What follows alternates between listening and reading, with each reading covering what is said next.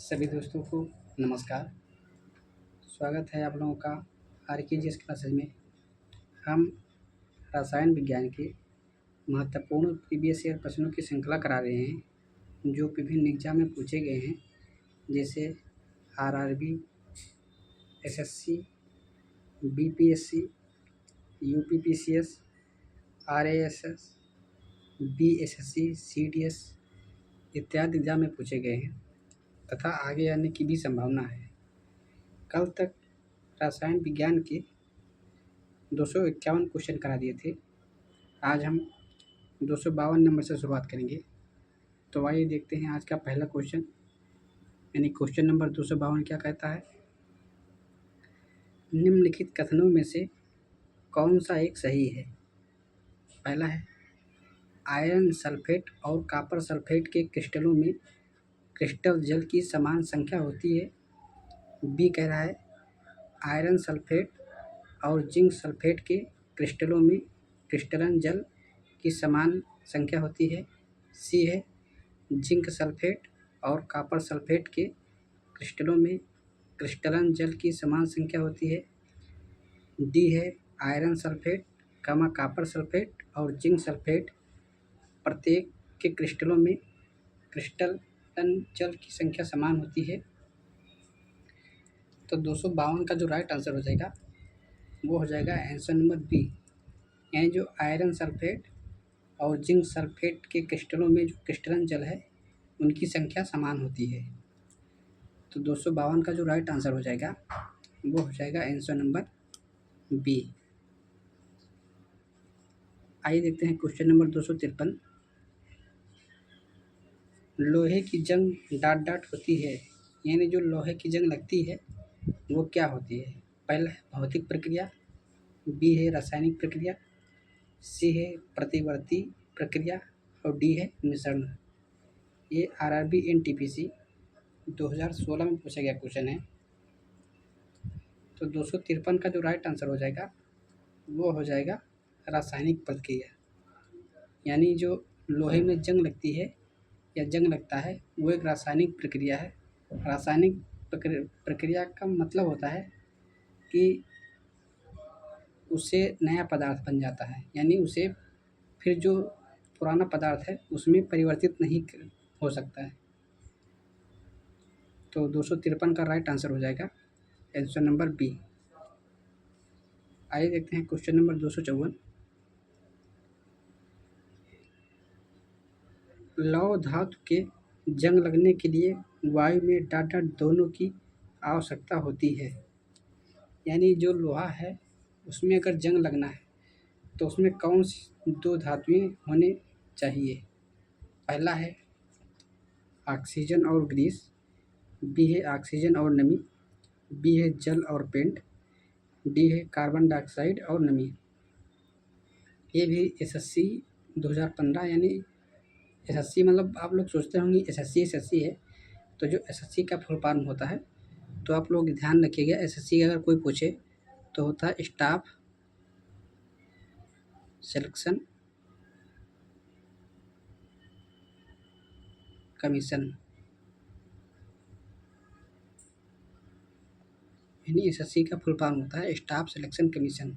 बहुत लोगों को नहीं पता होता है तो हमने बता दिया है कि एसएससी का full form staff selection commission होता है। तो 2015 में ये क्वेश्चन पूछा गया है। तो 254 का जो राइट आंसर हो जाएगा वो हो जाएगा ऑक्सीजन और नमी, यानी ऑक्सीजन और नमी नहीं होगी तो जंग नहीं लगेगा। तो 254 का जो राइट आंसर हो जाएगा वो हो जाएगा आंसर नंबर बी। आइए देखते हैं क्वेश्चन नंबर 255। लोहे में जंग लगने से क्या होता है। पहला है विघटन, बी है विस्थापन, सी है ऑक्सीकरण और डी है अपचयन। ये भी एसएससी 2017 में पूछा गया क्वेश्चन है। तो जब लोहे में जंग लगता है तो वो क्या होता है, एक ऑक्सीकरण यानी ऑक्सीडेशन प्रक्रिया होती है। तो लोहे में जंग लगना एक ऑक्सीकरण यानी ऑक्सीडेशन प्रक्रिया है। तो 255 का जो राइट आंसर हो जाएगा वो हो जाएगा आंसर नंबर सी। आइए देखते हैं क्वेश्चन नंबर 256। जब लोहे में जंग लग जाता है तो उसका वजन डैश क्या होगा। पहला है घट जाता है, बी है बढ़ जाता है, सी है वही रहता है, डी है पहले बढ़ता है और फिर घटता है। तो आप लोग देखे होंगे जब भी लोहे में जंग लगता है तो उसका जो वज़न है वो क्या करता है, बढ़ जाता है। यानी 256 का जो राइट आंसर हो जाएगा वो हो जाएगा आंसर नंबर बी, क्योंकि वो ऑक्सीजन और नमी से रिएक्शन ऑक्सीडेशन कर लेता है, जिससे क्या होता है उसकी जो मात्रा होती है जो या उसका वज़न होता है वो बढ़ जाता है। आइए देखते हैं क्वेश्चन नंबर 257।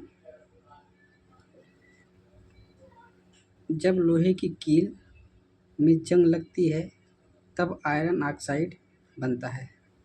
ऐसी स्थिति निर्मित होती है, मतलब क्वेश्चन का कहने का तात्पर्य है, मान लीजिए जब लोहे की कील है उसमें अगर जंग लग जाए तो जो आयरन ऑक्साइड बनता है तो कैसी परिस्थिति निर्मित होती है।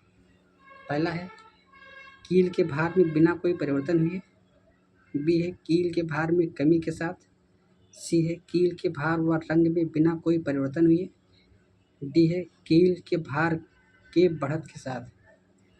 ये भी बिहार PCS 2016 में पूछा गया क्वेश्चन है। तो 257 का जो राइट आंसर हो जाएगा वो हो जाएगा कील के भार के बढ़त के साथ ऐसी परिस्थिति निर्मित होगी। यानी जब लोहे की कील में जंग लगेगा तो आयरन ऑक्साइड बनेगा, उससे क्या होगा कि जो कील का भार है वो बढ़ जाएगी। तो 257 का जो राइट आंसर होगा वो हो जाएगा आंसर नंबर डी। आइए देखते हैं क्वेश्चन नंबर 258।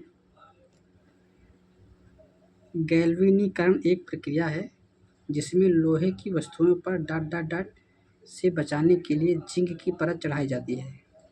तो 258 से दो क्वेश्चन का पता चलेगा। एक है कि जो गैल्वेनीकरण की प्रक्रिया है उसमें जिंक की परत चढ़ाई जाती है, एक तो ये हो गया, ये क्वेश्चन ये हो गया। दूसरा क्वेश्चन ये है कि जब जिंक की परत चढ़ाई जाती है तो क्या होता है। तो पहला है विघटित होने, बी है जंग लगने, सी है संचरित होने और डी है मुड़ने। ये भी RRB NTPC 2016 में पूछा गया क्वेश्चन है। तो 258 का जो राइट आंसर हो जाएगा वो हो जाएगा जंग लगने। यानी जो जिंक की परत चढ़ाई जाती है लोहे में वो जंग से बचाने के लिए चढ़ाई जाती है। तो 258 का जो राइट आंसर होगा वो हो जाएगा आंसर नंबर बी। आइए देखते हैं क्वेश्चन नंबर 259।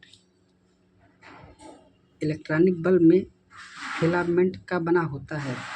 यानी जो आप लोग देखे होंगे जो बल्ब होता है उसमें जो बहुत पतला पतला सा जो लगा होता है तार, वो किसका बना होता है जो जलता है।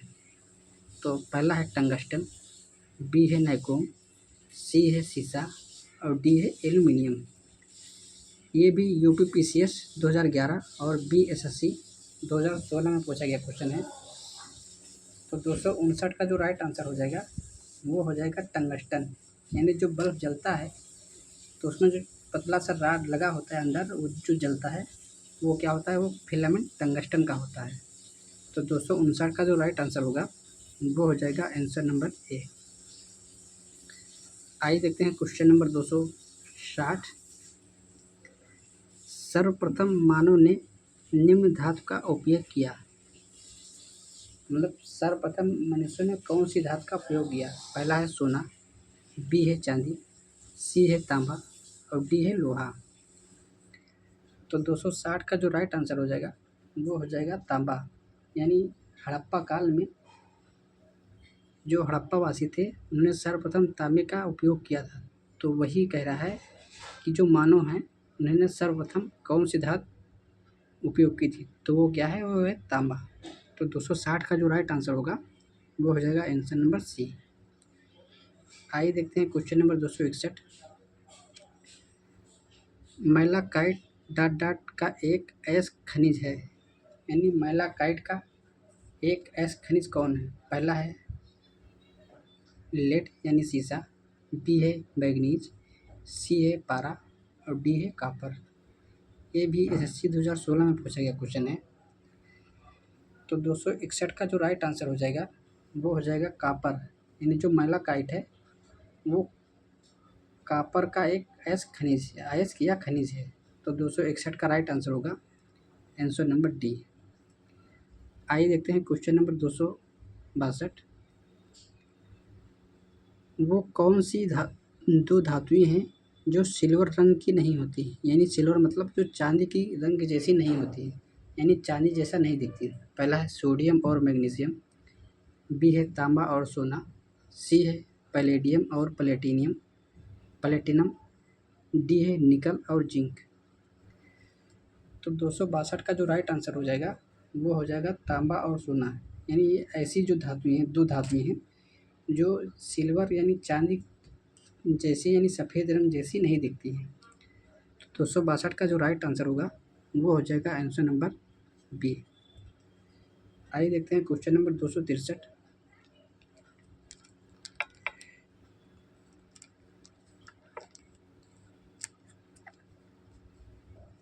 नीला थोथा है, क्या नीला थोथा? कॉपर सल्फेट, बी है कैल्शियम सल्फेट, सी है आयरन सल्फेट और डी है सोडियम सल्फेट। ये Uttar Pradesh public service commission यानी यूपीपीसीएस 1990 में पूछा गया क्वेश्चन है। तो जो नीला थोथा होता है वो कॉपर सल्फेट होता है, यानी 263 का जो राइट आंसर हो जाएगा वो हो जाएगा आंसर नंबर ए।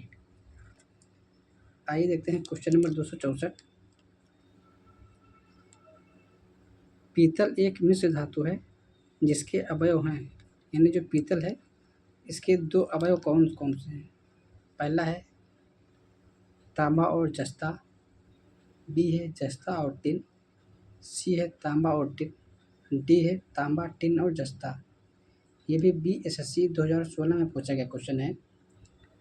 तो जो पीतल की जो मिश्र धातु होती है उसमें दो तत्वों का अवयव होता है, वो दो तत्व हैं जो हैं वो हैं जस्ता और तांबा। तो 264 का जो राइट आंसर होगा वो हो जाएगा आंसर नंबर ए। तो आज के लिए इतना ही, कल एक और नई वीडियो मिलेंगे। तब तक के लिए आप लोग वीडियो को लाइक कीजिए, शेयर कीजिए और चैनल को सब्सक्राइब कीजिए। कल एक और नई वीडियो मिलेंगे, तब तक के लिए नमस्कार, जय हिंद, वंदे मातरम।